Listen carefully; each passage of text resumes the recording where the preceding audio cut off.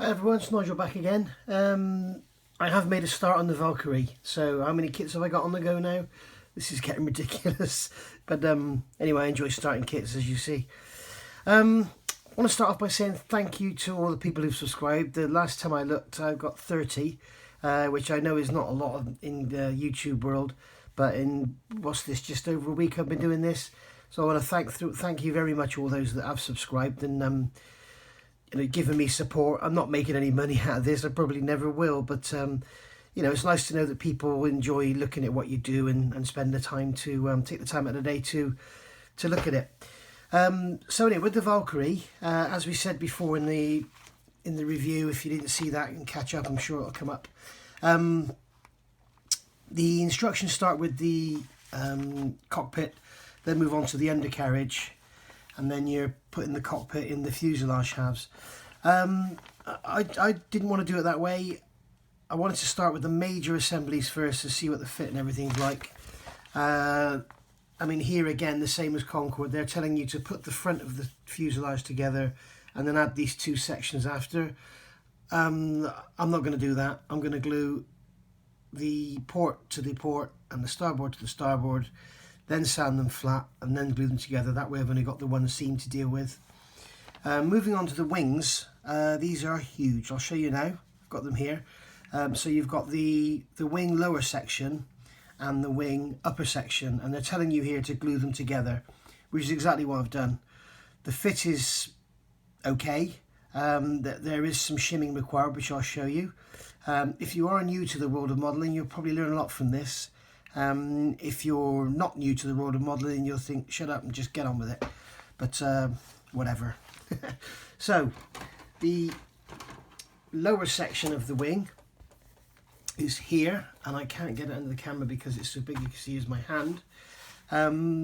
What I've done here is glued it together. You've got these interlocking tabs here, and then there's a bit, I think this is the only bit that's actually exposed. You've got a, this is actually the inside, so the upper wing covers this, so it doesn't matter what you're doing here. If you could, in fact, I will add pieces of plastic card to stiffen it. I believe the Valkyrie had pretty much 0 dihedral. The number 2 aircraft had about 5 degrees dihedral, so I think, so I'm building aircraft number 1. My intent is to build this as the one that came back with all the paint missing.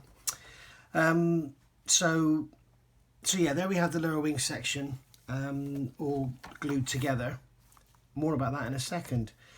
Oh, and when you want to do this, the best way to do it, nice flat base, glue it together, tape it together, whatever, get some metal weights on it, hold it down flat, let the glue go hard.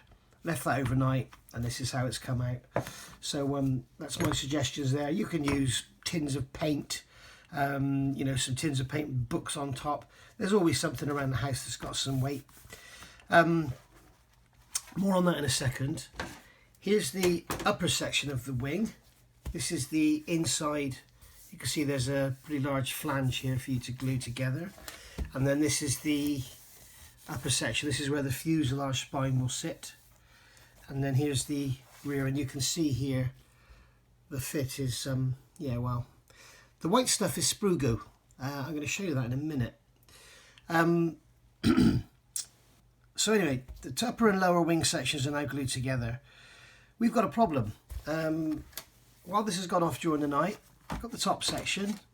If we place the lower section in it, then what we find is the lower section, if I line this side up perfectly, and this side, as you can see, is out of line, it's too narrow.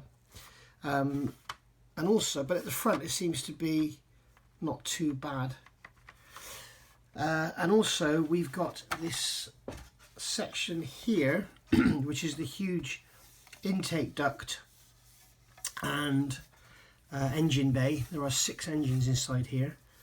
When we fit this on, we can see, if I hold this in place and try and get this on, it's also huge. We can see that it's got movement sideways. So basically, this lower section is too narrow at the back. So now I'm going to have to cut this seam open again. I'm only going to go about halfway along, pull the back apart, and then re-glue it. In fact, I might even glue it into the upper wing section first and then glue it. While we're in the area, these here, if you look at the videos, look at it from the top easier. These here, these are the flaperons, and they kind of flap around like this, like fingers. So these lines should really be cut out, and there are gaps between them.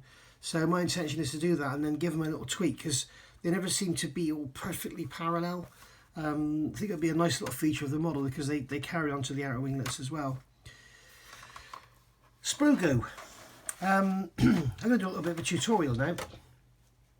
I'm sure you've all heard of Sugru. This is it here.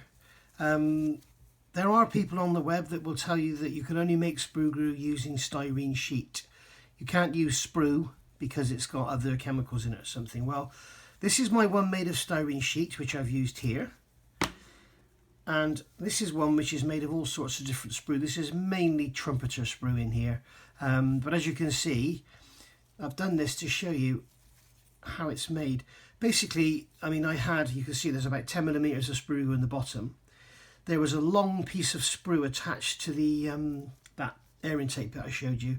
So I've cut that up into sort of 10 mil long pieces, chucked it in there, added some more extra thin, and now you can see that we've got a concoction in there, and that'll all melt down and become like a grey paste. And Sugru is great stuff to use.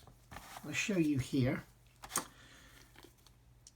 It's quite stringy, so like this, and then we just basically dab it into the gap like this. And the benefit is, not only are you filling the gap, but you're filling the gap with polystyrene rather than filler or super glue. You know, you hear people use about dental powder or flour and super glue or whatever. That's great, but it's very brittle. So if this flexes while you're building the model or in the future, then what will happen is the joint will crack. If you use filler, you fill the joint, but again, the joint could crack, and it's not actually bonding anything, it's just filling the gap. This is actually Tamiya extra thin with styrene in it. So what's happening is you're actually filling the gap with a adhesive, if you like. You see all this stringing here, and what that'll do, that'll sink in that joint now, okay, and that'll be that. If you've got a really big gap, you can put Tamiya extra thin in there first, then put the Sugru on top, and it'll tend to pull it in. That will sink, and then it'll probably need another application. The disadvantage with it, you need to leave it. I leave it a good 24 hours before I sand it. The big advantage with it, as I say, one, it is actually acting as a glue instead of just a filler. And two is, when I come to rescribe all this, the scribing will be done through styrene and not through, if you use filler, you've probably seen it yourself, it just turns into powder. If you use super glue, it's extremely hard and your scribing can easily just kick off. Using this, it will be easy to scribe. Well, not easy to scribe, scribing's never easy, but it'll be a lot easier to scribe. And there's one other thing I want to do, just for the beginners out there.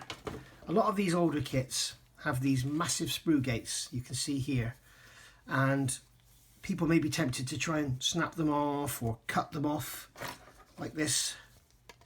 And the problem with that is you normally end up ripping a chunk of the plastic away. So my suggestion is, get yourself one of these. This is a razor saw. Various different saws on the market. Some are very thick, some are very large. The good all-rounder is the large Tamiya one, but it's quite expensive. This one is a Czech manufacturer. I can't remember the name of it now, but it's basically like a razor-shaped blade that's held into the knife with 2 screws. Available from smallcars.com or littlecars.com, I think they're called.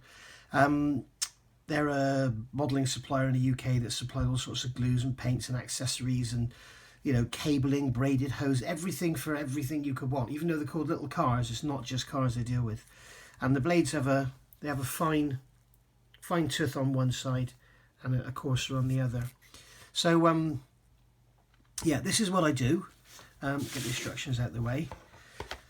So I come along here with the saw and moving just about 1 millimetre away from the actual fuselage and tilting the saw over, saw away until I get through the sprue. There we go, we've gone through there. And then another one here. Just tilting the saw over, you can see that one's starting to snap. Tilt the saw over away from the fuselage. Then snap. And then again the last one, put the saw down, tilt it over.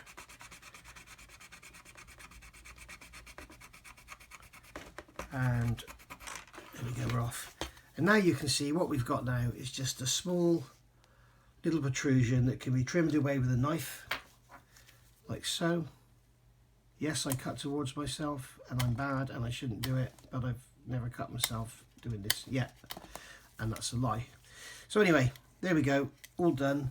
And then you can get a little sanding stick on there. I use Flory sanders and just sand away till it's gone. Now, because this is on a seam, I never fuss about too much cleaning up. As long as it's flat on this side, out comes my big sander. As long as it's flat on that side, it doesn't matter about this on here, because you're going to be sanding this joint anyway. And you're less likely to undercut it by sanding it as a fuselage than you are now. So as you can see, that one there, that one needs quite a lot of sanding on the inside. And just take the top of that off, and that'll do fine. Again there, get sanded inside, take the top off, and now that is ready to glue together. Okay, so I hope you've enjoyed this. Oh look, some more sprue glue material. Hope you enjoyed this. Just a simple update really, and a bit of a kind of how-to, if you like. This is a great model. It's huge, but as I said in the review, it's got a very small surface area required for the tricycle undercarriage. So it's a great big model that you can stand on the top of a small cabinet. So anyway, thanks for watching. I'll probably put something else up later to show you what I've done about correcting this wing. I also need to get myself some editing software, so I don't have to keep always doing these things in one run. I can actually edit it and put, you know, sort of 2 hours work together into a 10-minute video. But thanks again for subscribing. Thanks for watching. Please like, subscribe, whatever. And if you think I'm doing something wrong, tell me. If you think I'm doing something right, tell me. Be good to hear from you guys. Goodbye.